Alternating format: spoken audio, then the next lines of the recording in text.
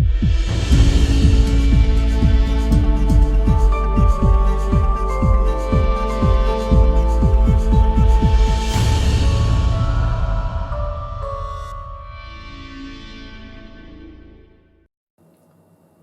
people, and welcome to yet another episode of Sandmans Tackle Time.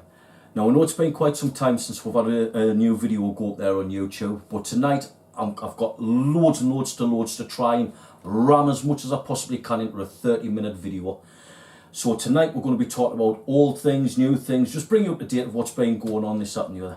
Tonight what we're going to be talking about, we're going to be talking about the new Pen Spinfisher Mark II, we're going to be talking about gloves, we're going to be talking about stainless steel wire, as we have done on many occasions. But some newbies kicking around and they're not up to date on what wire to use, this, that and the other. So just try and bring everybody up to date. We're going to be talking about the Invisible line that I've been using recently. We're going to be talking about the Mark I and the Mark II Gemini splashdown clips. And for those that follow us on Facebook, you'll know that I've been having a big chew with the Mark II splashdowns. Nothing too serious, but we'll go into more detail later on in the video. We'll also hit on about the Berkeley Big Game, Mono, Blue Marlin, that needs to be spoke about. I'm getting a lot of emails about Blue Marlin from UK Hooks. And then we'll hit on to some, maybe half a dozen emails from various people that follow us on YouTube and that. So I'm going to stop right there and I'll come straight back and we'll start off with the emails. Right then, the emails. The way the emails work is that I get quite a few emails of various people from all over the place, and I just always pick out the most common ones. It's just the way I've always done it, and that's the way we're going to do it tonight as well. So we'll hit straight off with an email from a gentleman called Eric from Mablethorpe. He's asking, when I'm on making leads, what type of gloves do I wear as heat protection? Good question, mate. What do I wear? For many years I used to use welders gloves, and I'm sure there's a lot of lads out there who make sinkers for themselves or commercially, whatever, probably do the same thing. But I was getting a little bit tired of them. They are a little bit bulky and they go hard and bits and bobs like that. And I wanted something more softer to me hand, more pliable. Basically something that could bend. I mean, you're putting welders gloves on, you think they've been on Viagra all week, they're stiff as out. So, you know, I thought I'd get something a little bit more pliable. So I was in B&M's one day with the wife doing the shopping, as you do, pretending to enjoy yourself, which I'm not.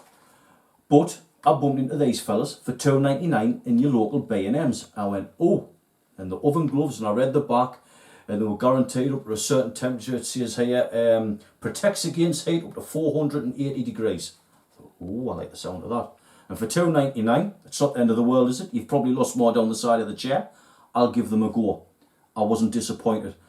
A couple of days after I brought them back, I put the lid on, I was making some sinkers, and I tried these out, and they were the absolute dog's dangly bits. I was very, very happy with them. Very happy indeed. I was that happy, I even bought a couple. I've actually got about 4 pairs knocking around the house. The reason I got a couple is because, yes, they do get hot, especially if you're making the leads quickly. They do get hot. So what you can do is, you've got one, it gets hot, put it to one side, put another one on, and just rotate. One's cooling down while one's on. Another thing I liked about them is that ambidextrous. Obviously there it is on my right hand, and there it is on my left. As you can see, very pliable, very bendy. Got little rubber bits on there for good grip. Can't fault them. And like I say, for $2.99, it's not the end of the world. So if you want to shell a nice little bargain, go to your local B&M's. $2.99, wonder gloves. Fantastic. Next email is from a gentleman called Terry from Titchwell. He asks, excuse me, is Blue Marlin Mono still available? Do I still use it? And is it only available, from UK Hooks? Well, the answer to all them questions is yes, yes, and yes. Yes, I still use it. Yes, it's still available as far as I'm aware. And yes, it's only available at Mike down there at UK Hooks, as far as I'm aware with that one. I know there's been a few lads having issues getting it from Mike at the moment. It's sold out. It's very popular. It's bloody good stuff. Take it from me, I've been using it for years now. And I know a lot of, especially heavy ground fishermen, that do like Blue Marlin. It is good gear.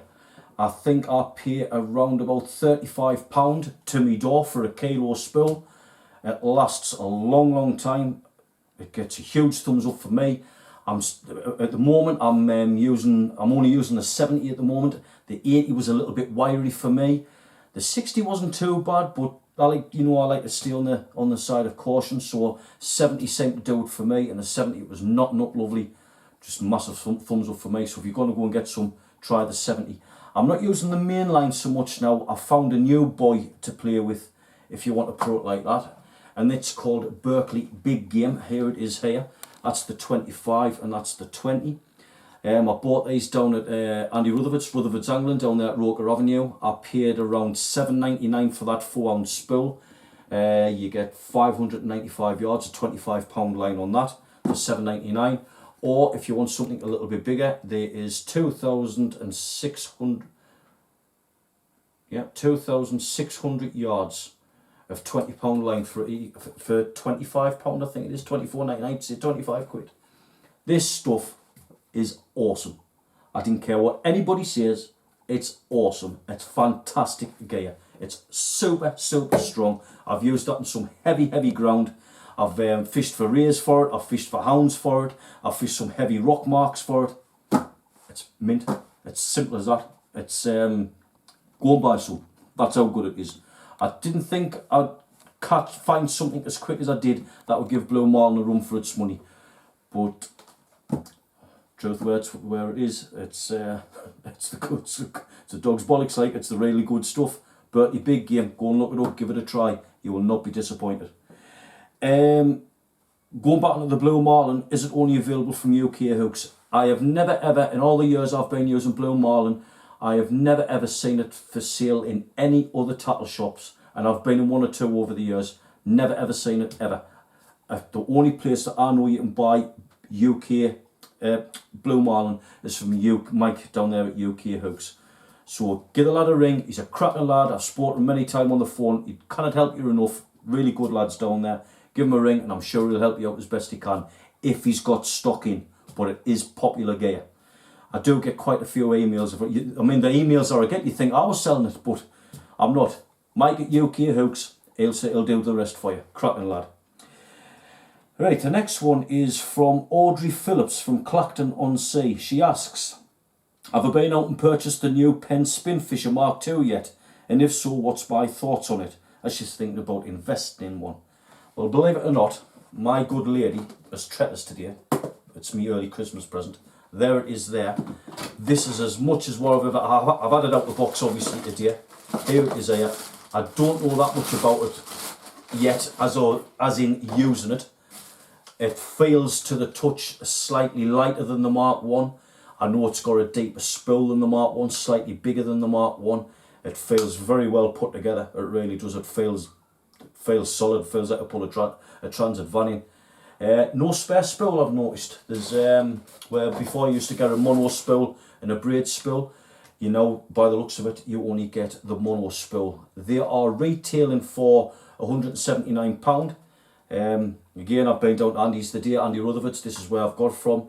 I do believe he's the only shop around here that's got them in at the moment. I'm sure that the other shops will have them coming in the very near future, or they might have them now. Just what I've been told, he's the only one that's got them. So he done us a deal on this one today. The best thing I can do for you, Audrey, is I will get this loaded up. I'm hoping to get fishing at the weekend, and if I do, you will hear about this. I'll personally tag. I know you're on the Facebook page. I think I'll take some photos of it and maybe press record on my phone and show you how it performs. I don't think I'm going to be disappointed. It feels a lovely piece of kit. It really does. There's not much I can tell you about it because I haven't used it yet, but I don't think I'm going to be disappointed. But time will tell. I'll get back to you on that one. Right, so that covers the Penn Spinfisher Mark II. The next shout out I'd like to give is not so much an email, but we've had a new member on the group, both on YouTube and Facebook. She's making quite a stir with the lads. She's called Miss Rachel Wyatt. So welcome to the group and thanks for hitting that subscribe button. I hope you smashed the living life out of it. I know you're disabled and you're trying to find your way through the hoops, if you like, of learning how to fish. We're all still learning. Believe you me, I'm still learning. I've got your nice little package coming your way. It's full of little bits and goodies of rotten bottoms and Gemini clips and God knows what little bits and bobs there are, mate. I've put them all in there. I've put you some stainless steel wire in there so you can give it a go. You asked a question about the stainless steel wire on the rotten bottoms. And what I know what you were hinting on at. I'll just get one out of here. Now, you were asking, do I use the different wire to what the gate, as we call it, to what the main shaft's made out of? I prefer to make the main shaft out 1.6mm 316 grade stainless steel TIG welding rods. That's what the main shaft's made out of. However, for the gate, I like to use this stuff. This is just 16 gauge stainless steel, bought from, I know I mention his name a lot tonight, but it's the truth. It's bought from Rutherford's. He's the only person that I know that does sell it. I know a lot of other tackle shops that will sell stainless steel, but 9 times out of 10 it's normally 18 gauge, which I wouldn't trust to use any terminal tackle at all. Simple as that. You're asking for trouble there. The 18 gauge is, the 16 gauge I've got here is a lot stronger than the 18 gauge. It's a little bit more thicker, it's a lot stronger. And that gets a thumbs up from me. But personally, I mean, to make the terminal tackle, try and stick with 316 grade. Be safe. Nobody wants to be hurt out there. Definitely not. I mean, if you're making a piece of tackle or something like that and it failed, somebody get hurt, I'm sure you'd feel like SH1T. I know that I would. So that's why I always like to, especially when you make your own rigs, just stay safe. Go a little bit over the top. You know, you might only want to use £50 line. Bump it up to 70 just to be on the safe side. That's the way I look at it. But that's that. So I've put some of them in this little package for you, Rachel. I hope you like them. I hope the videos bring you on in your fishing, and you learn a lot. One thing I can't change is my accent. I'm sorry, I'm a Geordie if you want to put it that way. It is what it is. I get emails regular as clockwork. Huge thumbs up, Paul. Love the videos. Very informative. Learned a lot from you. Great. But I haven't got a fucking clue what you've just said. Pardon me, French. So that's the way it is. I try and curb it as best I can, but it rolls off my tongue. It's just where I'm from. So I'm sorry I'm a foreigner to you, but I'm sure we'll work through it. Anyway, welcome to the group, Rachel. You take care out there, be safe, and I hope this video does you really, really well and you'll learn a lot. So take care, I'm sure we'll speak soon. Right, before I end with this emails, I'd like to hit on a little point of the power swivels.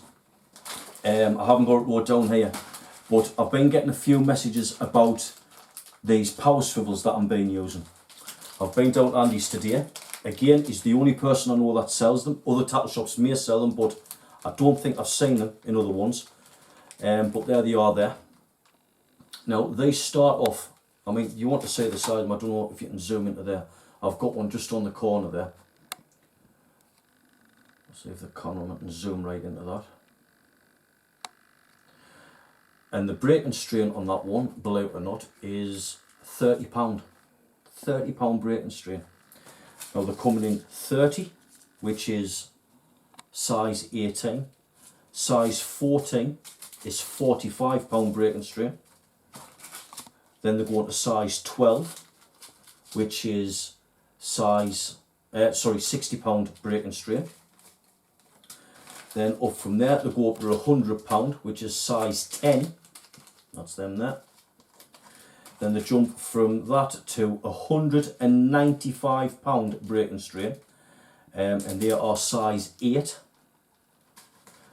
And then the biggest out of the bunch is size 5, and they've got a breaking strain of £295. There they are right there. And I use mainly these for the top of my rigs, so when I'm clipping rigs on and off, that's what's on the top of my rigs. I know it's a little bit overkill, but again, I'd rather be over the top than under. And then for my snuds, I'm using a size 10, £100 breaking strain. I don't think that the camera's really showing you the true size of these, but if you get these, Andy does mail order in case your local tackle shop doesn't sell them. If you go to Rutherford's Angling, he'll do mail order. You'll be absolutely gobsmacked when you see these, for those that's never seen them when they come through the door. The size of them, they are ultra strong, they really are. Prices, I need to separate them. If I've got my facts right, they are retailing, I'm sure every one of them retails for around I'm sure Andy said it was about £3.50 for a packet, and you get 50 in every one. £3.50 for 50. I'm sure he said that. However, the big ones, the 295 pound Brayton strain, they're £4.50 for 50. And give them a try. You won't be disappointed. Very, very small. Super, super tough. But absolutely fantastic. Love them to bits. Give them a try. Right, last thing, so I can stop waffling on before we go on with this rig. For those that follow us on Facebook, you notice I was fishing a place called the Schooner the other week, which is a little venue up on the River Tyne for those that don't know. And I cast it out, everything was going tickety-bow. I was using fresh crab, and the tip went like the clappers. Bam, bam, bam, bam, bam. I thought, oh, that was great. So I picked it up, waited for it to come back. Never come back. Thought it was whitey's mucking around, put the rod down, a couple of seconds later, bang, it went again. Long story short, it really, really pulled over, and I thought, this has got to be hooked. It's got to have swallowed it the way it's going on. I mean, it must have been down its arse, to be honest with you. Struck into it, railed in, nothing there. And unfortunately for me, keeping in mind, this was the Mark II, that's the way it come back. The hook was still in the bait clip. So I put a thing up on the group there, took a picture of it and says, this is the first time that it had happened to me. On the Mark 1 I've had that happen a few times, mainly when I was using, truth be told, when I was using a larger hook.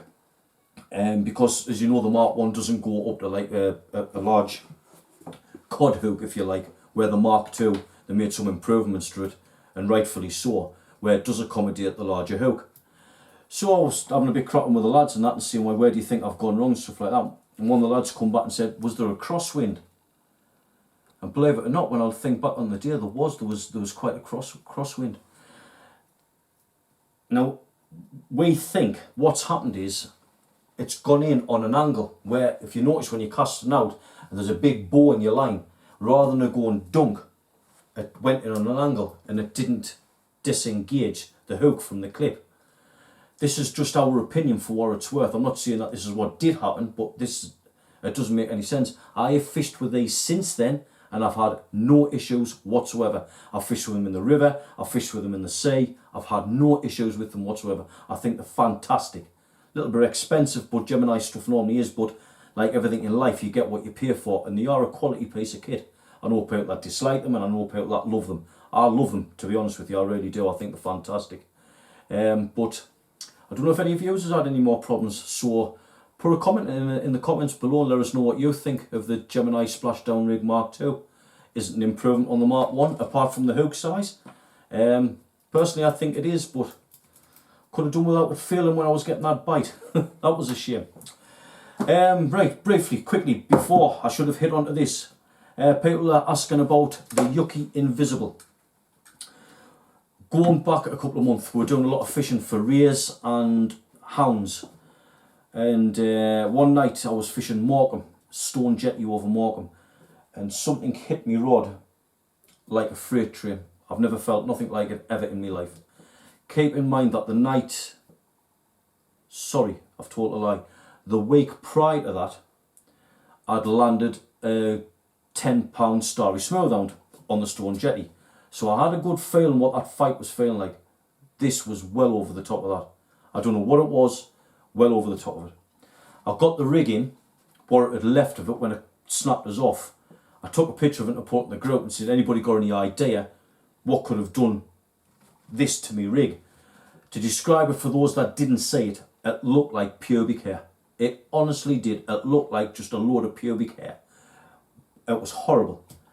And all the lads came back and said the same thing. Basically, it was a half-decent taupe. Now, we've been catching a lot of taupe over there, but only young pups. And I mean, that, you know, very, very small. But we had been getting a few. So they've got to come from somewhere. Then shout to God, you would have thought that there would have been a bigger taupe kicking around.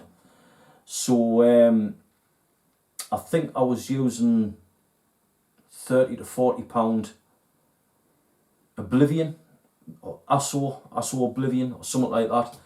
And I wanted something a little bit more robust, but I didn't want the thicker diameter, if you like. I've used this ages before. It's called Yuki Invisible, and you'd be absolutely gobsmacked. It's hard to get a hold of this stuff now because a lot of stockers, including me mate Andy Rutherford, he just can't get his hands on it at the minute. However, Elaine down at Coast Road Tackle in Horn, she does have it on the shelf at the moment. She's a cracking lass. Get her on the phone if you want some. I'm sure she'll do it. She'll sort you some out if you need some. The reason why we're using this, that's £80 there, and for £80 it's got a diameter of 0.60, £80 braiding strain. It knots up lovely. It's super subtle in your hand. It's soft as out. Yeah, £80 braiding strain. It's absolutely amazing. I've had raise up to £12 on it, no problem whatsoever. I've had numerous hounds on it, and then the icing on the cake for me is back in August, I believe it was. I think it was August. I caught my first ever 10-pound bull huss, same mono, never let us down once. I just wish I had that on that night of that tour. Maybe it would have still bit us off, I don't know, but I think I might have stood a better chance if I'd had that gear on. So if you get your chance on Yuki Invisible, give it a try. I'm using it only for my hook snuds at the moment. It is like hen's teeth to get roll off, but by Christ, is that good guy, lad. Very exciting, lovely. Right, I'm going to stop waffling on and let's crack on with this rig, the South African rig.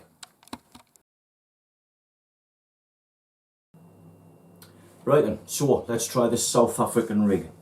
Where did it come from? I was in Andy Rutherford's shop quite a while back. I'm going back into June this year, somewhere around there. He'd been away to South Africa somewhere and been fishing away. And this rig apparently is huge over there. That's all they use over there. Or one of the main rigs, I should say, over there. Works an absolute treat. It's a little bit gobbledygook, the rig, because normally where you would have the strong part, you would have your sinker on, and on the weaker part, your hook trace will be on. This is gobbledygook, it's round the other way. Well, bear with us, and we'll get through this together, and I'll show you how it all goes together. What do you need to make the rig? You'll need a pair of universal pliers, the good old circuit pliers, the round nose pliers. I've got here some 16 gauge stainless steel wire. There it is there. For me, the 316 grade 1.6mm was maybe a little bit too heavy. It would work, but for me it was a little bit too heavy, so I went out to the 16 gauge. Seemed to do the trick very well. A couple of half decent swivels. I'm using the power swivel range here, as I've spoke about earlier in the video. I'm using a size 5/0 chino, because this rig is mainly made for rays or hounds. As you can imagine, there's a lot of ray fishing goes on over in South Africa and that. And apparently this rig is the dog's dangly bit for that exact thing. We've got a little clip here that I've made. It's just a fast link with a bait clip on the end and a power swivel on the end of that. Couple of small beads, couple of crimps. The line that we're using today is the Yuki Invisible. This is £80, I believe. Yep, £80 braiding strain. And then I'm going to use some £20 blue marlin for the other part of the rig. Right, what we're going to start off with. First of all, we're going to start off and get your piece of stainless steel wire, wherever you can get your hands on. Hopefully it'll be 16 gauge. Don't get the 18 gauge what you can buy in a lot of tackle shops. The only thing that's good for is grip wires. End of story. It's no good for anything else, not fast links or sinker tops, whatever. Just stick with that. It's good stuff for grip wires, but that's it. Draw the line at that. Anyway, this is 16 gauge, so it's slightly thicker, slightly stronger. In fact, it's quite a bit stronger. And what you need to do is put it onto the roller, and you need to cut a piece around about 8 centimeters long. So that there. Now we'll have it. That's what you end up with. Piece of stainless steel, roughly 8 centimeters long. Get your round nose pliers. Nice and tough on your hand. Lock that into place, and just going to make a loop, like you've seen me do time and time again. So you then got that. Tidy your loop up a bit. Little kink. Nip that together. And there you've had it. Just a little loop. Go to the other side and repeat. Exactly the same as what you've just done.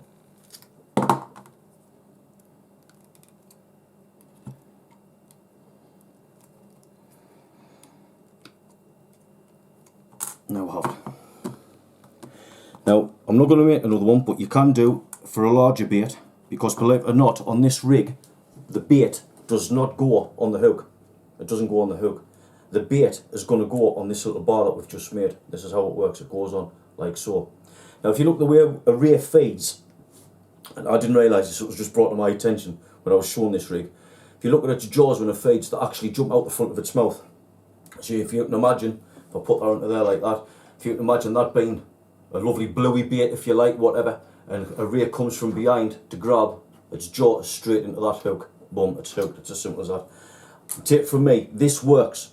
I went to Silith Prom, bluey baiting, banged it out, and I caught a 12-pound ray. I'll put some pictures up about it on the group later on, but I promise you now, it works. It works a treat as well. If you want to go up to a slightly larger bait, this one was 10 centimetres long, so obviously 8 to 10. If you want to put that little bit bigger bait on. For me, I preferred the smaller one. It just went a little bit further, obviously with it being a smaller bait, and it seemed to work a treat. Anyway, so we've made that bar. We'll now go onto the rig. We're going to start off with some 70-pound blue marlin mono. Nip the tip between your finger and your thumb. Pull that far to your left as you can. Turn your face the other way. End of your nose. There you go. When you come to cut your mono, try not to cut at a 90-degree angle. Try and cut at a 45-degree angle, like this. And if you look where I've cut, that's now a point. Where it's not flat, it's cut to a point. The reason for this, for those that don't know, is that when it comes to put a crimp through, if there's any little pieces of crud or anything inside the crimp, if it's got a point on, it always finds its way through. 9 times out of 10 it'll find its way through. Where if it's cut at a 90-degree angle, it just seems to butt up against whatever's inside the crimp. Anyway, take the other end of the crimp and pick up your hook. And what you need to do is you need to go, hold your hook so it's facing downwards. Put the line from the bottom up and through, and pull it through maybe 6 inches or so. Run your finger and your thumb along the shaft of the hook like that to make a loop at the other end, so you now got that.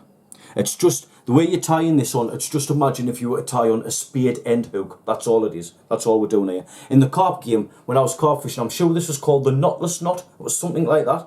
Or is it a half blood or something, whatever. But just pretend, it's just like tying on a spade end hook. That's all you're doing here. So you've got your loop, pull them tight, and you want to go with your tag end 5 times around there. 1, 2, 3, 4, 5. So you've now got that. Get your tag end and put your tag end through the loop at the bottom, and then pull it all tight. So you then ended up with that.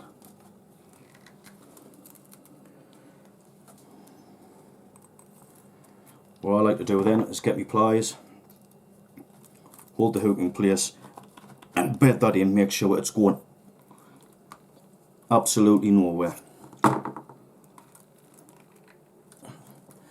Now we have it. Very strong, neat, tidy, going nowhere. Cut off the tag end.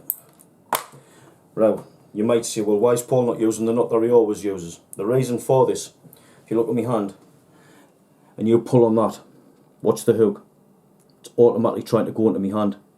Automatically, just by that little bit of weight. So as soon as this is in the rear's mouth or the hound, whether it be starry hound, smooth hound, whatever, as soon as you pull on that, it naturally wants to embed into the side, whether it be the jaw or the side of the cheek of the fish, whatever. So that's that. So you come up through the bottom, wrap it around, and then back through, and then you'll have it. And that's the way it is. Works an absolute treat. Right, now that you've got your hook on, you need to get a crimp. Put your crimp on. A little bead. These beads are any fish anywhere beads. They're pretty hard to get hold of. I think they stopped making them. What a shame. When you put that next to the rule, you can see the size of it. They're tiny, but they're super strong, aerodynamic, fantastic. This is one of them little power beads. Power swivel, sorry. There it is there. That's a £100 breaking strain. It's around about 10 mil in length. It's unbelievable how strong these really are. £100 breaking strain. Amazing. Which is on these packets. It's one of these. I can't tell, I'm looking at them upside down. Whichever one says 100. That the fella there. I'm looking at it. Oh yeah, £100 braiding strain. Unbelievable. £3.50 for 50.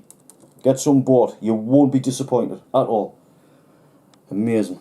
Right, put the other one on the other side, the other bead, followed by a crimp. So you've then ended up, I'll just put that together for you to see, you've now ended up with that. Let it float around for a minute and go to the other end and get your, in this case I'm using the big guys, which is the 295 braiding strain power swivel. Just for scale, I'll put that near the ruler, as you can see. That's around about 17 mil long. It is, and to think it's £295 braiding strain, unbelievable. I will go to the next one down, which is, I think it's £195 braiding strain. There it is there, but it's just a little bit too small. And this is the main one when you're clipping on and off. You want something not too small in your hand, in my opinion. Anyway, you got your swivel, put your mono through there. I'm going to use the knot that you've seen me do many times. Pull that through about 5 to 6 inches, 3 times. 1, 2, 3, which will give you your standard half blood knot. Put that through the loop. Maintain that loop there, that's very important. From the bottom, back through. 1, 2, 3. So you then end up with that. Apply gob oil. I'll put that into my round nose pliers there. And pull that tight. Now, for those that's never seen, that knot is extremely strong. I'll just get that piece away there so I can point something out. If you look, the mono goes in the same way as it comes out.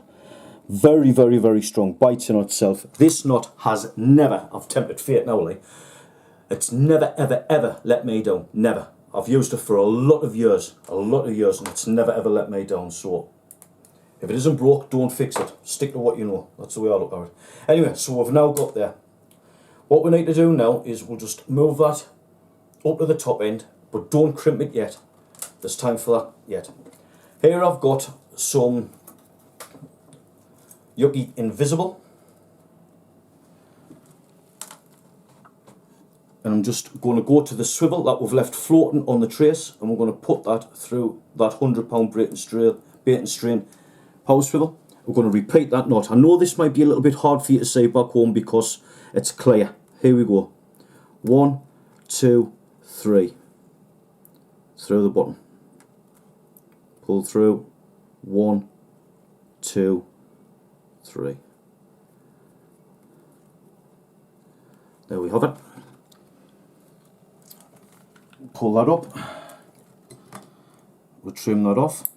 Now for photographic purposes I'm using, right, seeing that like it's clear, I don't know how good you can see it, but I'm using the £80 stuff. Normally you would use something around £20, £25 because this, believe it or not, is your weak link. You need a weak link on this just in case you go into any trouble. Then what we're going to do is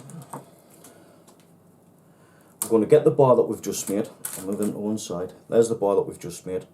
We're going to put that onto the hook. Holding the whole top of the trace, roughly about an inch, maybe 2 inches from the top of the power swivel. Hold that in situ just like that and run the two down like so. This is so you can guess the length. That's where we are so far. You let go of that, make sure you're keeping hold of this one, then take over with that one, and then you can see your length. It's starting to come together.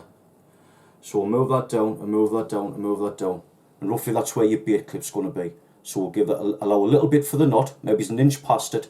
That's where you need to cut your line. We'll give that a snip there.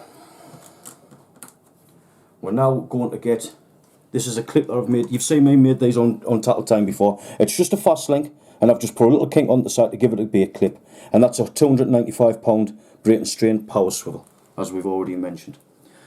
Get your mono through the bottom, pull it through, repeat that knot. 1, 2, 3, 4. Oh, I'm getting ahead of myself there. 1, 2, 3. Through the bottom. 1, 2, 3. Beautiful, beautiful, beautiful. Trim off the tug end. You've now got that. Very, very simple. Right, what we're going to do now is we're going to try and tie this all together so we get it right. So there's your bar, still connected to your hook. We're going to put the other loop onto the bait clip.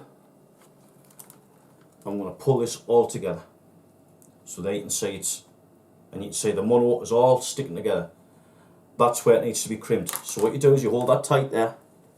There you go. You can see your bottom crimp. Hold it in place so it can't move. Crimp. Once that's in place, go to the other side with your round nose pliers. Crimp. That's not going anywhere. So if I've done this right, move them pliers out of the way. I've done my maths. Then hopefully when this comes together, it's all tickety-boo. So there's your metal bar will be onto there. There's your bait clip goes into the bottom loop of that. Pull that all tight, and there you have it. Now then, I'll explain how this works very briefly. Very easy rig to make, there's no rocket science in there at all. A little bit fiddly when you first start away, but persevere with it, it'll all come together. It's no bother at all, no bother at all. For those down south, it's no bother at all, jolly old chap. Anyway, so your bar that you've got here, what you would do is you just get a piece of bluey, piece of squid, crab, whatever bait you're using, put that into there. I've actually made my bait loader, what you've seen on the other videos. I've adapted it slightly so it accommodates these. You put your bait onto there, wrap it on, nice, neat and tidy, good bait presentation. Then you get your hook. Pretend that's already baited up. You would simply pop that over your hook. The bottom loop of that goes onto your bait clip. Obviously your sinker would be on there. Have I got a sinker? I have.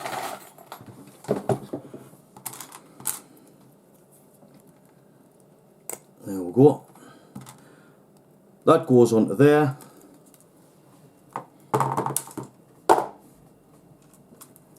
Pull it all tight and you're ready to rock and roll.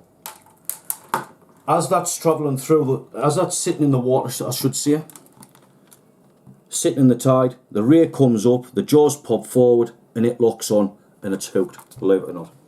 Now I know I've used 80 pound Yucky Invisible here on the hook, on the sinker side of it. Normally you would use as 15-20 pound line. If you were to get into trouble, you were fishing some heavy ground for argument's sake, or there was just something there that you happen to get fast on, then that's your weak link. The sinker gets pulled in, it snaps, the fish is safe, it's on, in this case 70 pound blue marlin, and that's the method behind this rig. Strange rig, little bit gobbledygook I know, but if you want to give it a try, believe you me, it works. Like I say, 12 pound thornback ray over in Silloth, absolutely massive thumbs up from me, worked a treat, no faults with it at all. So, let us know what you think about it in the comments down below. Smash that subscribe button and give us a thumbs up if you like us, give us a thumbs down if you're not so keen, or don't watch it all if you're not so keen. You take care out there, be safe, and I'll see you all soon on the next episode of Sandmans Tattle Time. Take it easy.